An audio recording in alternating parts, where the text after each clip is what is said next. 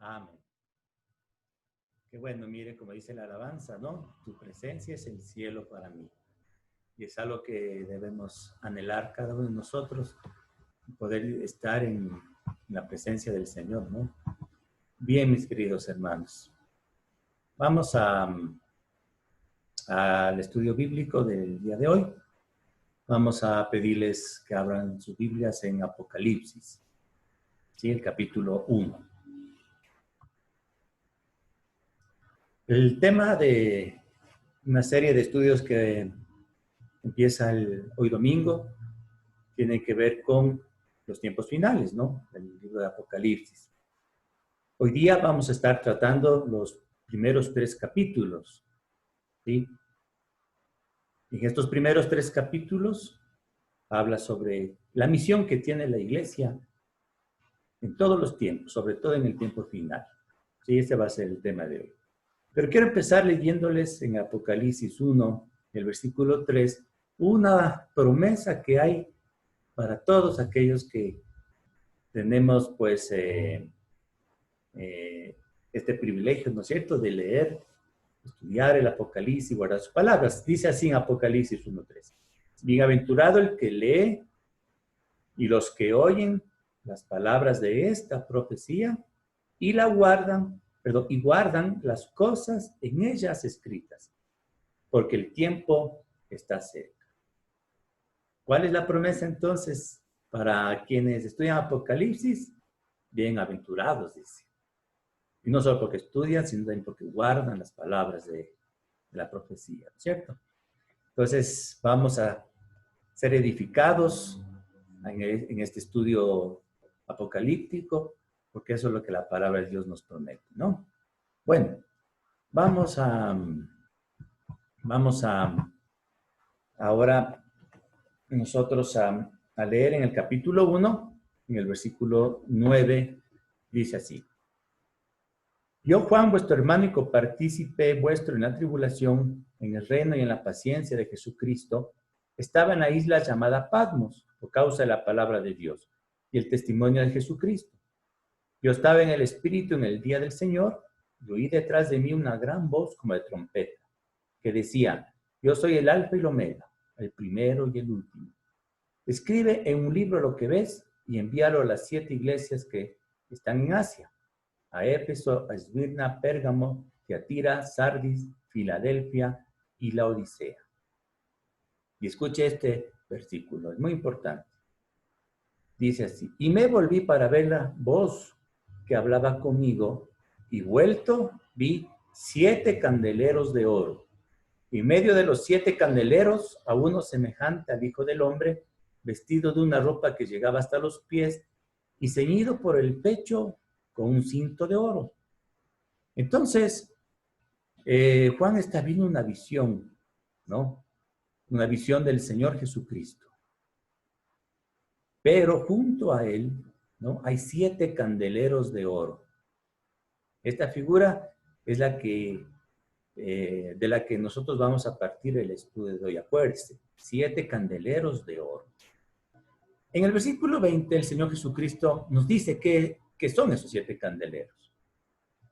Dice así, el misterio de las 7 estrellas que has visto a mi diestra y de los 7 candeleros de oro.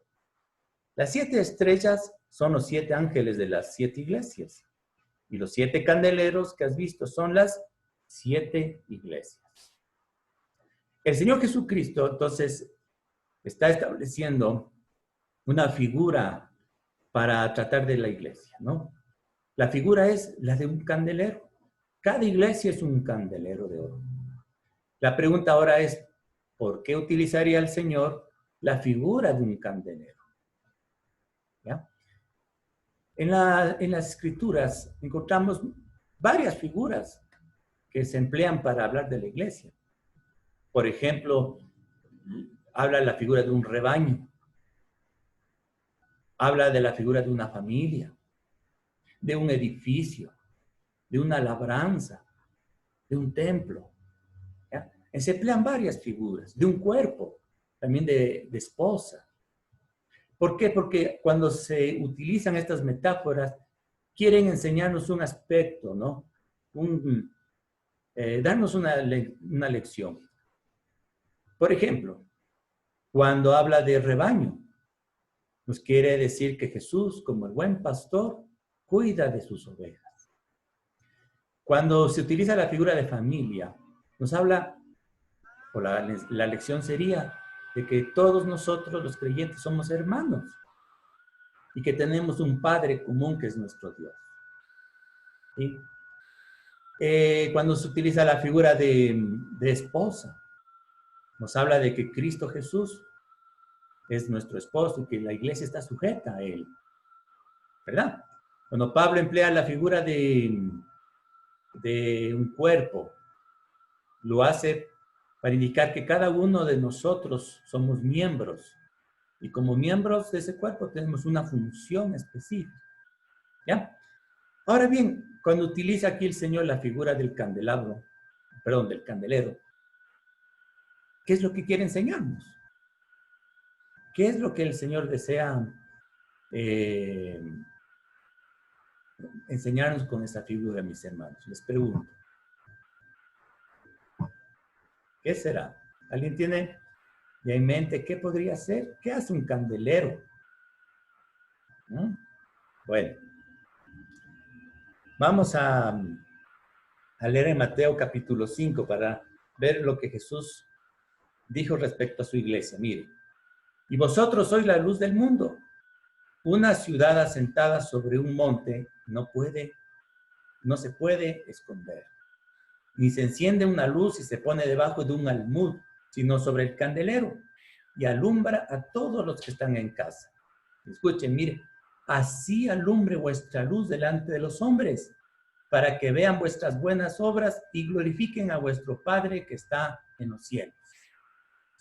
¿Ya está claro entonces, mis hermanos? Cuando usa la figura del candelero, es porque la iglesia es la luz del mundo. Y los creyentes estamos aquí para alumbrar a este mundo que vive en tinieblas, ¿ya? Sin el conocimiento de Jesucristo. Nuestra misión entonces es muy importante. La iglesia tiene que predicar la palabra del Señor, ¿sí? Tiene que alumbrar para que el mundo pueda llegar a creer en nuestro Señor Jesucristo y ser salvo, ¿ya? Pero mire que no solamente son palabras. En el verso 16 decía, así alumbre vuestra luz delante de los hombres para que vean vuestras buenas obras. Entonces, el testimonio que acompaña a la predicación de la palabra de Dios es mucho más importante todavía, ¿no? ¿Por qué? Porque con las acciones y el testimonio de un cristiano se dice mucho más, ¿eh? Mucho más todavía. Así se puede ganar a las personas, ¿sí? Con el testimonio. Ahora, volviendo a Apocalipsis entonces, cuando el Señor Jesucristo muestra sus iglesias, cada una de ellas en la figura de un candelero de oro, es porque entonces el Señor, aquí en el Apocalipsis, nos quiere enseñar que la misión importante en los tiempos finales de la iglesia sigue siendo la predicación de la palabra de Dios y las obras, ¿no? Que le acompañen o el testimonio que acompaña al creyente en su predicación. Y es en función, hermanos, de esa obra y de esa misión de ser luz en este mundo que el Señor comienza a juzgar y a dar ciertas recomendaciones en el capítulo 2 y 3 de Apocalipsis. Vuelvo y repito. Apocalipsis 2 y 3, ¿no? Cuando habla el mensaje a las 7 iglesias, ¿sí? Y la juzga una por una, lo está juzgando en función de que cumplan o no con la predicación o con el hecho de ser luz en este mundo. Ahora, ¿por qué es importante esto? Mire, porque en el Apocalipsis, ¿sí? Se muestra la historia entre la lucha que hay entre Dios y Satanás, entre el bien y el mal. Y el Apocalipsis es como el último capítulo de una larga historia de esta lucha. Y la iglesia tiene un papel fundamental en la victoria que Jesús y Dios traerá a este mundo, venciendo a Satanás y sus obras malignas. Es muy importante entonces usted, mi querido hermano, cada uno de nosotros, en este último capítulo de la historia humana, sí que definirá la victoria total de nuestro Dios. Entonces, hay 7 recomendaciones que están aquí en el mensaje de las 7 iglesias. Y voy a comenzar a decir. En el capítulo 2, por favor, si ustedes tienen ahí su Biblia, pueden ir conmigo, ¿no? Comienza el mensaje a la iglesia de Éfeso. Primera recomendación, ¿sí? Ame al Señor de la obra, antes que la obra del Señor. ¿Por qué? Mire, el Señor Jesucristo dice así: yo conozco tus obras y tu arduo trabajo y paciencia, y que no puedes soportar a los malos, y has probado a los que se dicen ser apóstoles, y no lo son, y los has hallado mentirosos. Y has sufrido, y has tenido paciencia, y has trabajado arduamente por amor de mi nombre, y no has desmayado.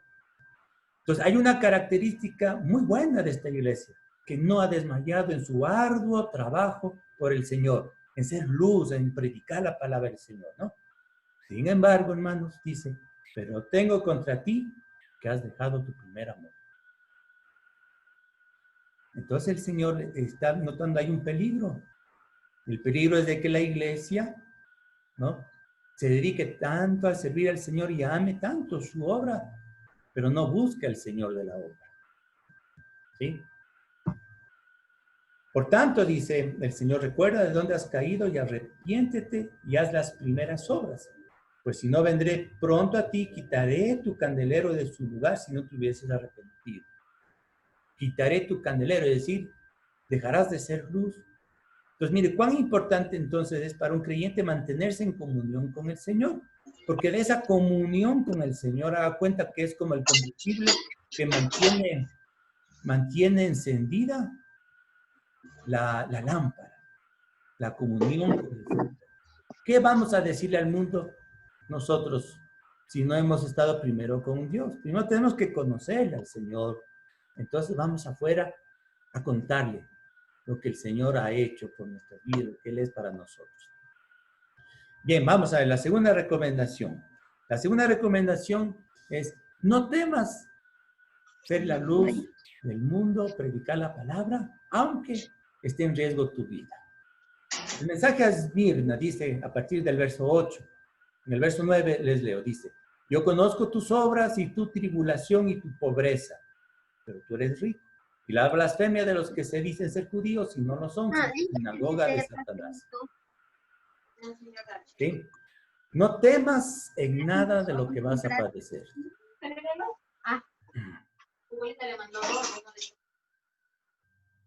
Perdón, estaba apagando allá. Repito. Dice en el verso 10, no temas en nada de lo que vas a padecer. De aquí, el diablo echará a alguno de vosotros en la cárcel para que seáis probados y tendréis tribulación por 10 días. Sé fiel hasta la muerte y yo te daré la corona de la vida. Entonces, el Señor dice, no temas, sé fiel hasta la muerte. Porque es verdad que muchas veces las iglesias a través de la historia y en algunos lugares han padecido persecución. Pero cuando esa iglesia ha sido valerosa y ha sabido seguir adelante, aunque sabe que tal vez le pueda costar su vida, pues ha llegado a dar mucho fruto. Y eso es lo que quiere el Señor, que sigamos adelante aunque haya tribulación. Quiero contarles un testimonio. Yo conocí en Guaranda, cuando fui a dar clases ahí en un instituto bíblico, pastor Freddy Goyes y ya. Y él decía ahí, cerca de Guarandes, en Chimbo, ¿no? Hace, ¿cuánto será? Tal vez la iglesia tendrá sus 20 años. Empezó a predicar y claro, todo el pueblo allí, muy católico, comenzaron a perseguirle ahí al pastor y a su pequeño grupo que empezó la obra. Hasta tal punto, ¿no? Incitaron a la gente, que se formó un tumulto y fueron en contra del pastor y amenazándole con piedras, ¿no?, de que lo iban a matar por estar ahí predicando la palabra del Señor. Claro, detrás de eso estaba ahí el cura, ¿no? Pero claro que él no apareció en ese tumulto, pero él era el que estaba instando a la gente ahí para que expulsara a los cristianos evangélicos de ahí. Bueno, resulta que se armó el tumulto. Estaba la gente ahí con piedras en la mano. Y el pastor les dijo, permítame cantar una canción. ¿Sí? Y cantó una alabanza que se canta mucho en la iglesia católica, ¿no? Que dice, Cristo te necesita para amar. No sé si han escuchado, ¿no? Algo así. Cristo te necesita para amar, para amar. Cristo te necesita para amar. Luego sigue la letra que dice, no te importe la raza ni el color de la piel. Ama a todos como hermanos y haz el bien. Entonces, la letra de la canción está diciendo, ama a todos, sin importar la diferencia. Ama, podríamos decir entonces, a los que no son católicos. Pues el hermano cantó, y esa canción que ellos como católicos se la sabían muy bien, los redarguyó de pecado. Ahí dejaron sus piedras y se fueron. Y bueno, el hermano logró predicar y ahí hay una iglesia, ¿no? Ahí estuve yo enseñando una clase bíblica hace unos meses. Ese es lo que importa, el valor. No temas, dice el Señor, de ser luz, aunque haya persecución. Vamos con la tercera recomendación, ¿no? La tercera recomendación tiene que ver con la doctrina. En la iglesia de Pérgamo, ¿no? Apocalipsis 2. Dice el verso 13, yo conozco tus obras y dónde moras, donde está el trono de Satanás. Pero retienes mi nombre y no has negado mi fe, ¿no? Ni aún en los días en que Antipas, mi testigo fiel, fue muerto entre vosotros, donde mora Satanás. Pero tengo unas pocas cosas contra ti, que ahí tienes a los que retienen la doctrina de Balaam, que enseñaba a Balac a poner tropiezo ante los hijos de Israel, a comer cosas sacrificadas a los ídolos y a cometer fornicación. Y también tienes ahí a los que retienen la doctrina de los nicolaitas, la que yo también aborrezco. Por tanto, arrepiéntete, pues si no, vendré a ti pronto y pelearé contra ellos con la espada de mi boca. El Señor no toleraba, ¿no es cierto?, que la iglesia en Pérgamo haya acogido dos doctrinas, la doctrina de Balaam y la doctrina de los nicolaitas. ¿Ya? Mira, a pesar de que era una iglesia que se había mantenido fiel al Señor, a pesar de que había ahí un mártir, y ellos no habían tenido temor, no habían negado al Señor, pero se habían contaminado contra las doctrinas falsas. Que, hermanos míos, es importante. ¿Cómo podemos nosotros ser luz en este mundo? Cumplir con la misión, vencer a Satanás, el engañador, si nosotros mismos estamos con una falsa doctrina. Vean, hermanos, esta emergencia del COVID puso a prueba nuestra madurez. Y debo decirles con preocupación, ¿no?, de que no hemos estado tan maduros, porque yo vi cómo en el chat a veces pasaron videos de falsos profetas, ¿no? Que decían, uno de ellos, recuerdo, que Dios le ha mostrado en visión, que ha estado Jesús con él, y que le mostraba de que hasta el 15 de mayo iba a durar la pandemia. Eso fue en marzo, ¿no? Y que el 15 de mayo, mire, ya vamos juntos, falsa profecía. Y decía este hermano de que Dios le ha mostrado un celular para decirle que cada persona enferma, cuando toque en el celular, ¿no? Y obviamente era porque estaba en el celular pasando una oración, ¿no? Sí iba a ser sanado de su enfermedad. Quiero ahora que aparezca otra vez este profeta y muestre a ver si era cierto. Porque yo no he visto hasta ahora que alguien por poner la mano en el celular se haya sanado, no he escuchado. Luego vino otra chica, una profecía de una jovencita, era del Perú, que decía que el miércoles de tal, no sé la fecha exacta, ¿no? Pero era un miércoles. Que nadie salga de sus casas, que nadie abra las ventanas, porque, o si no, iba a pasarle alguna desgracia. Que iba a pasar algo en el cielo, era, ¿no? Yo le dije a los hermanos, yo voy a abrir la ventana y voy a salir el miércoles. Que pasó ese video. Porque la palabra de Dios me dice otra cosa, que a mí me protege la sangre de Cristo. Es que yo no voy a tener miedo, otra falsa profecía. Entonces, el hecho de transmitir esos mensajes por chat a mí me daba a entender de que algunos hermanos estaban acogiendo lo que esas falsas profetas y profetas estaban diciendo. Eso es falta de madurez, hermanos. ¿Dónde estamos nosotros apoyados en la doctrina bíblica si escuchamos cualquier voz extraña por ahí? Hermanos, no perdamos la luz. Esto es delicado. Mantengámonos en la doctrina bíblica, ¿de acuerdo? Cuarta recomendación, el mensaje a Tiatira. Les leo Apocalipsis 2:19. ¿Sí? Yo conozco tus obras y amor y fe y servicio y paciencia, y que tus obras postreras son más que las primeras. Pero tengo unas pocas cosas contra ti, que toleras a esa mujer Jezabel, que se dice profetiza, enseña y seduzca a mis siervos a fornicar y a comer cosas sacrificadas a los ídolos. La recomendación es, hermanos, que nosotros hagamos buenas obras, pero no nos contaminemos con la idolatría y la fornicación. Esta mujer Jezabel que muestra aquí es un personaje del Antiguo Testamento. Ella fue una reina, ¿sí?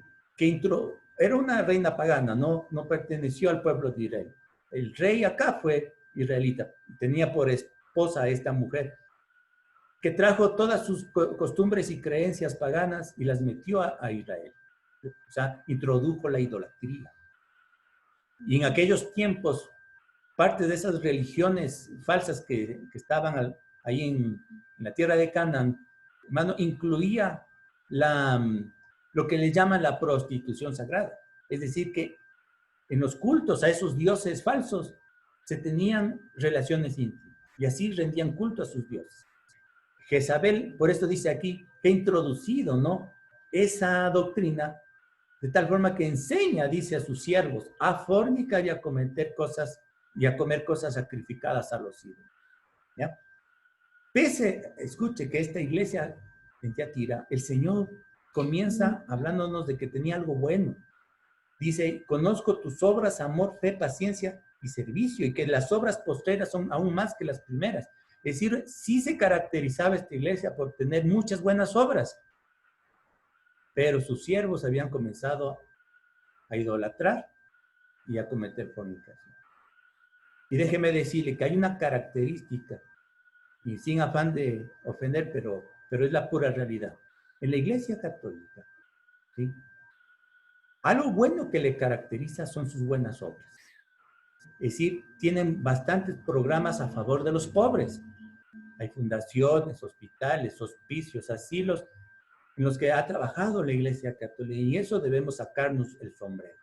Y tenemos ejemplos como la Madre Teresa de Calcuta, ¿no? Una vida dedicada al servicio de los pobres y de los enfermos allá en la India. Bien por eso. Sin embargo, esta iglesia ha caído en la idolatría. Y usted sabe a qué me refiero, ¿no? Cuando han elevado a categoría de Dios a María, un ser humano común y corriente como cualquier otro creyente, pero lo han elevado y por eso le atribuyen poderes divinos, ¿no? Como la omnipresencia, omnisciencia, y por eso le oran esperando que ella les conteste, ¿no? Entonces, no se puede ser testimonio, no puede esa iglesia ser parte de los vencedores, ¿no?, que traerán el reino de Dios aquí a la tierra si se mantienen con eso. ¿Cómo se puede dar testimonio?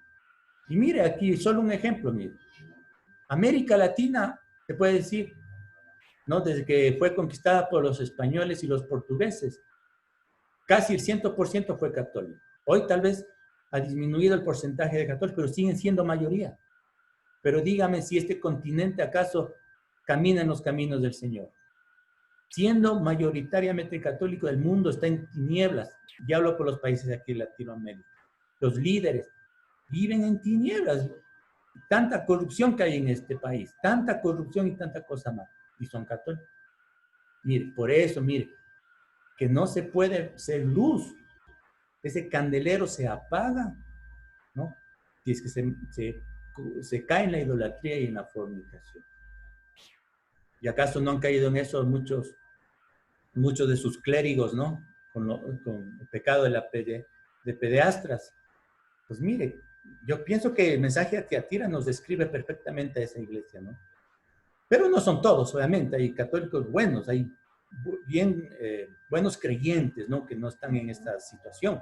Y es por eso que el mismo mensaje aquí dice, en Apocalipsis 2, 24, dice, pero a vosotros, y habla a los de esta iglesia, ¿no?, y a los demás que están en Tiatira, dice, a cuantos no tienen esta doctrina y no han conocido lo que ellos llaman las profundidades de Satanás, yo os digo, no os impondré otra carga.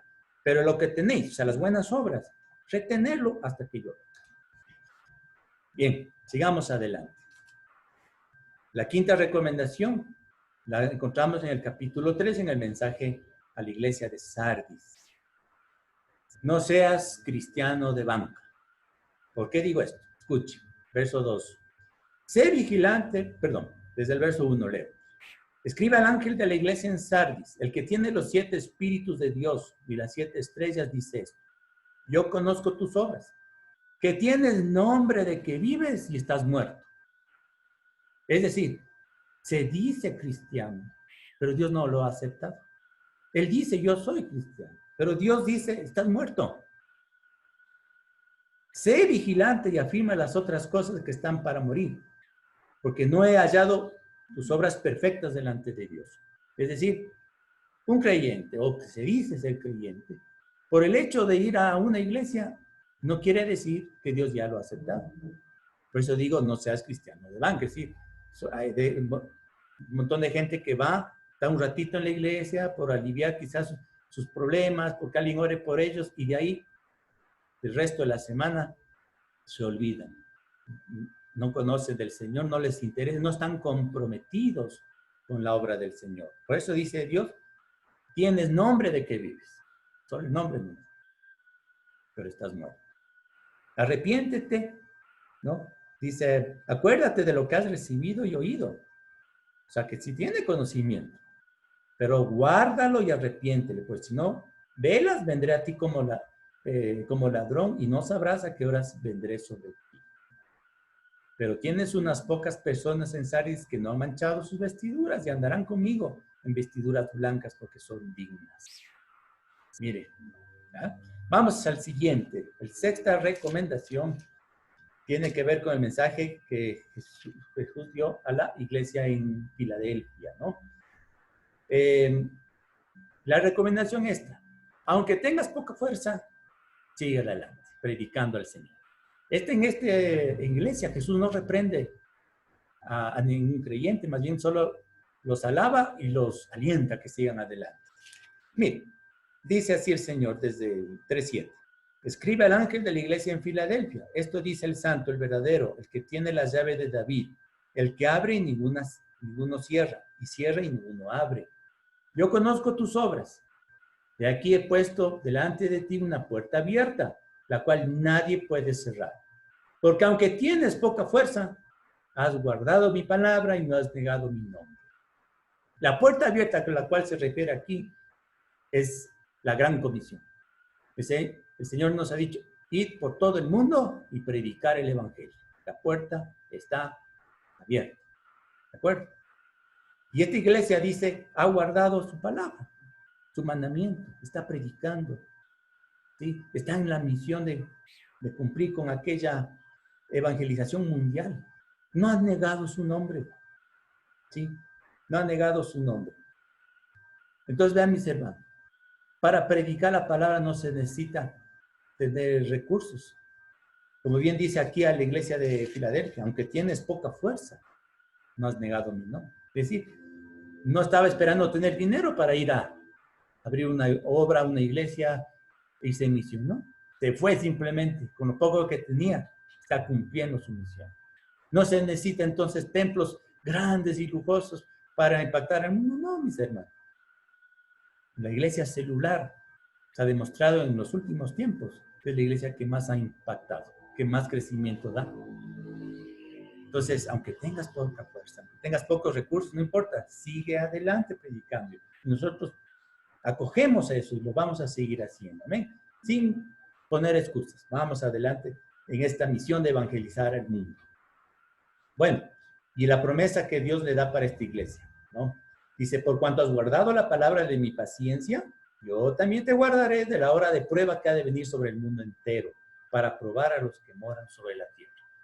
Está hablando de la gran tribulación final, periodo de gran sufrimiento sobre el mundo, del que quizás esta pandemia sea parte, pero dice, yo te guardaré en esa hora de la prueba. Dios promete guardar a su iglesia. Y finalmente, la última recomendación, ¿no? Que tiene que ver con el mensaje a la iglesia de la Odisea, ¿sí? Es que, hermano, no se deje engañar por las riquezas mundanas, porque eso puede ser un tropiezo para dejar de ser candelero en este mundo. Apocalipsis 3, verso 15, dice, yo conozco tus obras que ni eres frío ni caliente. Ojalá fueses frío o caliente. Pero por cuanto eres tibio y no frío ni caliente, te vomitaré de mi boca. ¿Qué quiere decir frío, caliente y tibio? Es una figura literaria que también emplea Jesús aquí, tomado de lo que había en la Odisea. En la ciudad de la Odisea habían dos ríos. Un río que venía de un nevado cercano, ¿no? Una montaña alta, cuya agua al inicio de su trayecto era fría, ¿no? Pero que al llegar a la ciudad era tibia y ya no les servía. Ellos necesitaban agua fría. Pero también tenían otro río que venía de una fuente termal, ¿no? Era bien caliente a sus inicios, pero que al circular y llegar a la ciudad ya dejaba de estar caliente, llegaba tibio. Es decir, el Señor está empleando esta figura por la utilidad. El agua era útil cuando estaba fría o cuando estaba bien caliente, no cuando estaba tibio. ¿Ya? Por eso el Señor dice, ojalá fueses frío o caliente. Porque lo uno o lo otro sí era útil. Tibio no servía. Bien, entonces, con eso en mente el Señor, mire lo que dice.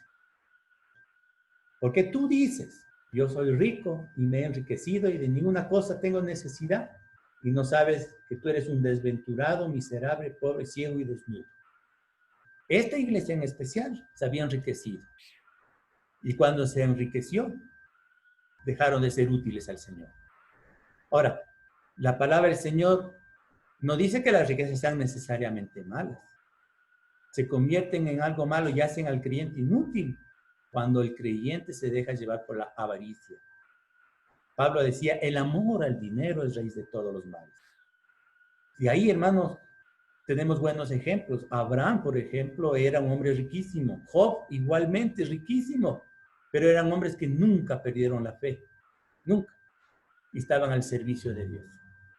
Entonces, yo le decía que la riqueza, los bienes materiales, no nos engañan. Hay también lo que se llama ahora el evangelio de la prosperidad. Pues hay iglesias que predican que el cristiano necesariamente tiene que ser rico, ¿no? Y que haga pacto con Dios, que entregue muchas cosas como siembra para que Dios le bendiga mucho. Y bueno, la gente dice, bueno, voy a ser rico. Y a la final se dejan engañar por ello y pierden utilidad. Ojalá nosotros tengamos también prosperidad y recursos, pero para servir a Dios. No se olvide eso. Jesús decía, no se puede servir a Dios y a las riquezas a la vez. O amas a uno o amas al otro. Si amas a Dios, sirves a Dios y las riquezas que llegues a tener las pones al servicio de Dios. Caso contrario, vamos a ser como la Odisea. Inútiles. O sea, al Señor no le importa que tengas dinero. Él quiere que tengas un corazón dispuesto. Si no pierdes esa disponibilidad, y el dinero es lo de menos. ¿Ya? ¿De acuerdo? Entonces, la recomendación es esa. Que las riquezas no nos engañen y no nos vuelvan inútiles en las manos del Señor. Bueno, entonces termina el Señor estas recomendaciones, ¿no? Diciendo, de aquí yo estoy a la puerta y llamo. Si alguno oye mi voz y abre la puerta, entraré a él y cenaré con él y él conmigo, ¿no? El que tiene oídos, oiga lo que el Espíritu dice a las iglesias. Pues vean, mis queridos hermanos, para ir concluyendo, entonces, el mensaje de ahora, ¿no?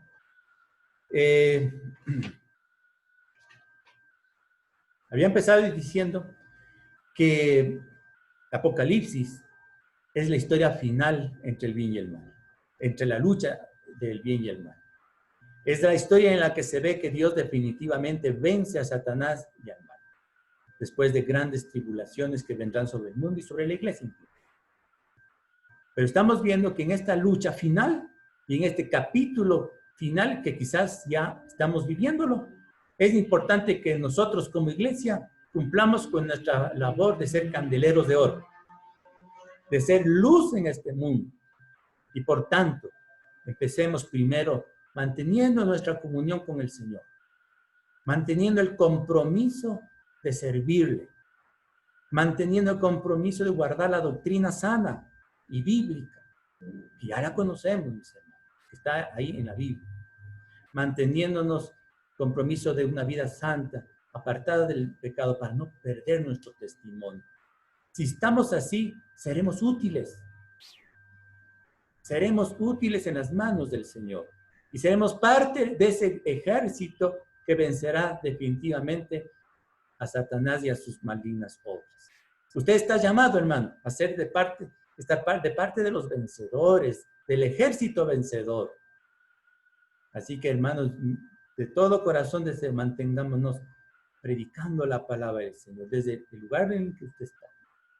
Sea como decía ahí a la iglesia de Filadelfia, aunque tengas poca fuerza, no has negado mi nombre. No, sea poquito, sea desde un lugar pequeño y pobre, sea que usted tiene poca influencia, no importa. Ahí empiece, ahí en ese lugar chiquito, porque ahí Dios lo ha puesto. Bueno, ahí siga siendo luz, ¿de acuerdo? Siga siendo luz, no desmayemos, mis queridos hermanos, y que Dios nos siga bendiciendo mucho. Les invito a que oremos y hagamos una oración de compromiso para que sigamos en esta gran misión. Amén. Mi buen Dios y Padre Celestial, entendemos una vez más que la gran comisión de salir al mundo y seguir predicando tu palabra está muy vigente en nuestros tiempos. ¿Cuánto más ahora que el tiempo se acerca a tu venida? Concédenos, mi Señor, para que cada uno de nosotros sigamos siendo ese candelero de oro. Que no apaguemos nuestra luz jamás. Bendigo a mis hermanos, Señor, desde aquí y pido que nuevamente nos llenes del poder y del denuedo de tu Santo Espíritu para que, Señor Dios, ese mensaje que prediquemos esté acompañado de señales, prodigios y milagros. Y así se confirme que lo que decimos es verdad, que Cristo vive, que sana, que salva y que liberta al cautivo. En tus manos estamos, mi Señor, y te agradecemos. En el nombre de Jesús. Amén. Amén. Gloria a Dios. Adelante, mis hermanos. ¿Ves ejército ahí? Veo bastantes soldados. Gloria a Dios, me alegro mucho. Soldados victoriosos. Ya con muchos de mis hermanos que les conocemos años, hemos batallado muchas luchas, ¿no es cierto? Contra el enemigo. Y aquí estamos firmes y adelantes. Qué lindo ese ejército, ¿ah? Bueno, vamos a continuar en este último momento del culto. Silvana nos va a dar unos anuncios, ¿de acuerdo? Así que les dejo con Silvana. Siga, por favor. Bueno, amados hermanos.